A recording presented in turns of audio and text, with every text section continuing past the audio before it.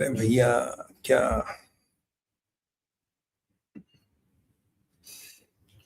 जो हमारे पास नंबर आए ऑफिशियली,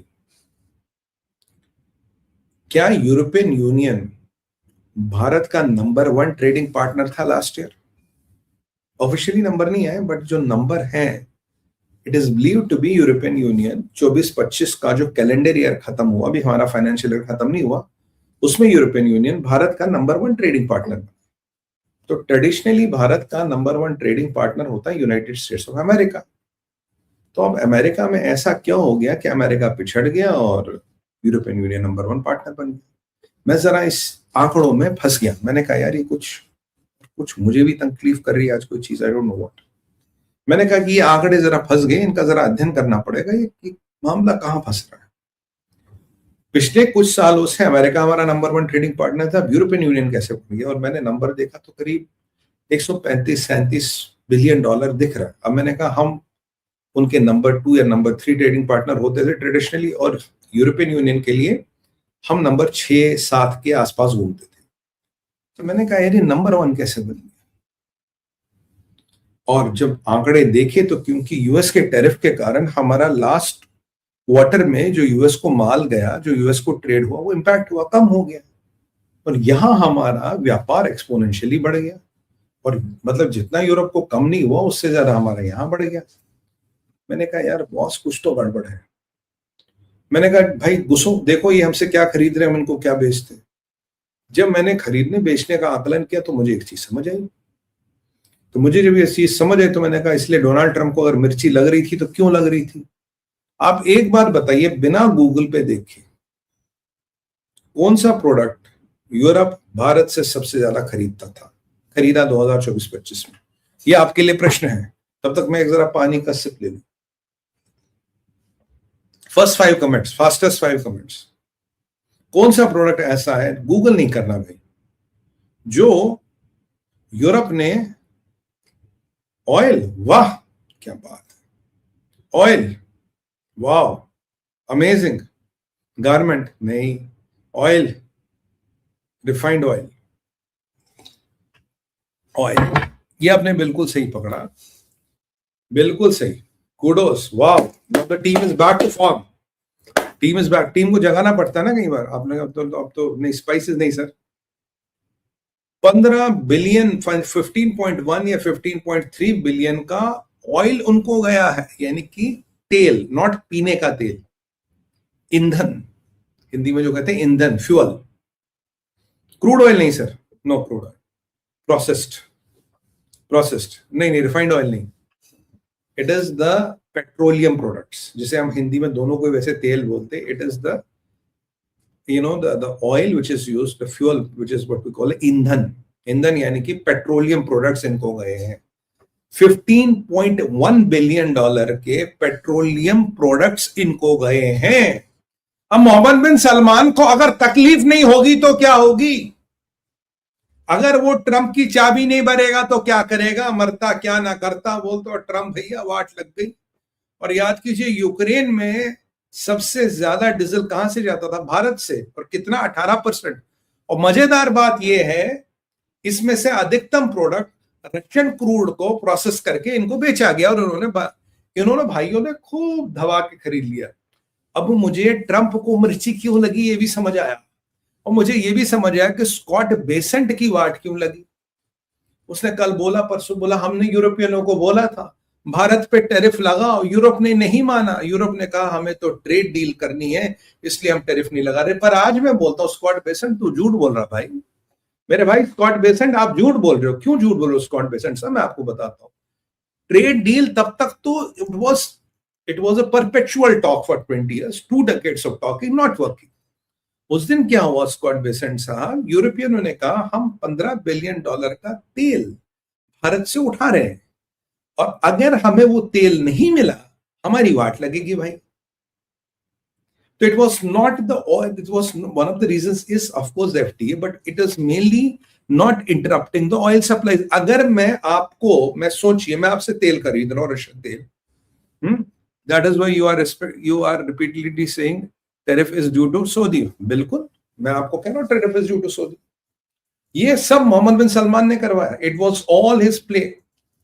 मोहम्मद बिन सलमान का प्ले बुक था ये। देखिए मैं आपको बताऊं, अब मैं आपसे तेल ले रहा हूं, ठीक है, मैं यूरोप में आपसे तेल ले रहा हूं, मुझे पता आप रशियन तेल को रिफाइन करके मुझे दे रहे हो, मैं आपको पैसे देकर बाकायदा 15-17 बिलियन डॉलर आपके टेबल पर रख के ऑयल उठा रहा हूं।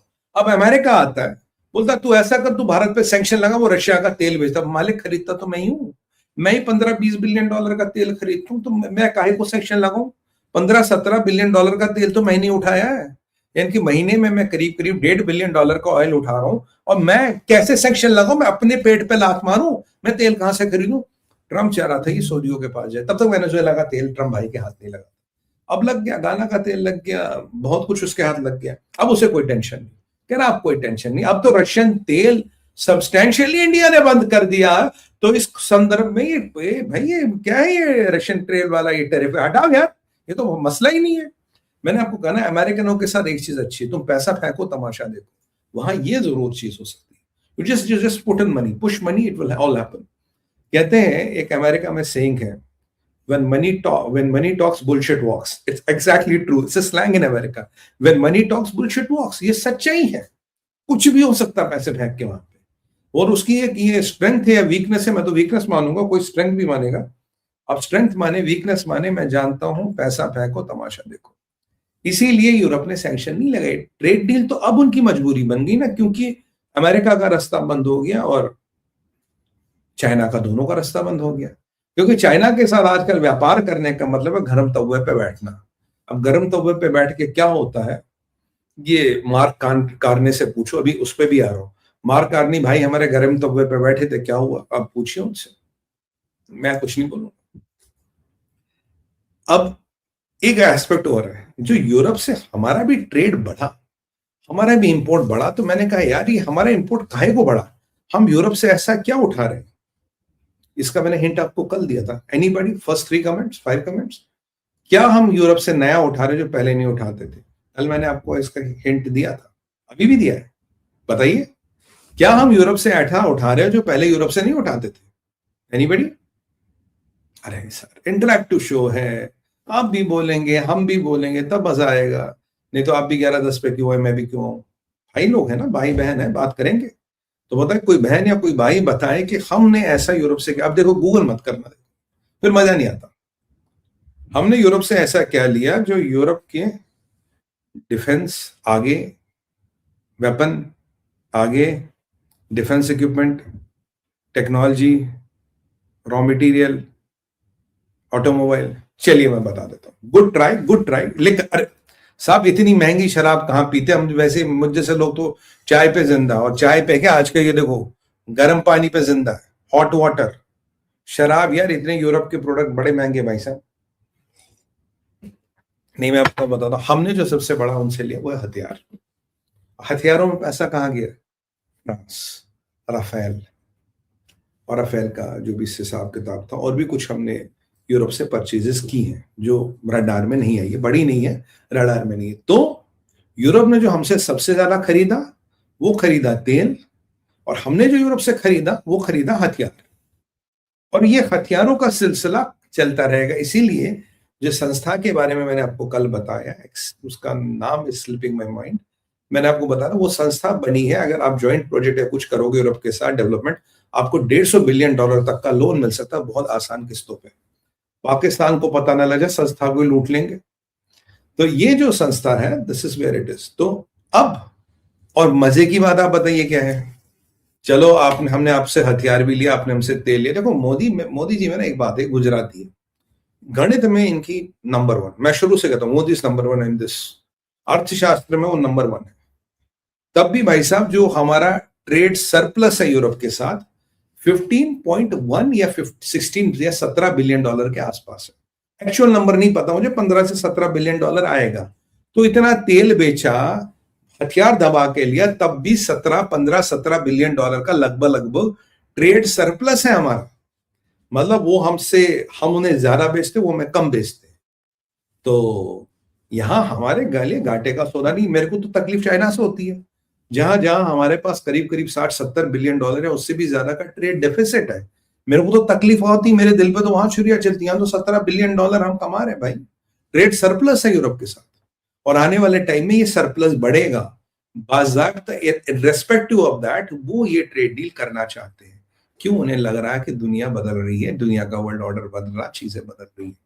तो ये टोटल का समावेशन यूरोप जो अब की बार आया है, यूरोप ने हमें एंटाइजर दिया कि मोबिलिटी भी कर लो, ये भी कर लो, ये भी कर लो, डिफेंस भी कर लो, ये भी कर लो, ये भी कर लो, सब कर लो, क्योंकि यूरोप को पता है भारत के बिना बात नहीं बनेगी। तो ओवरऑल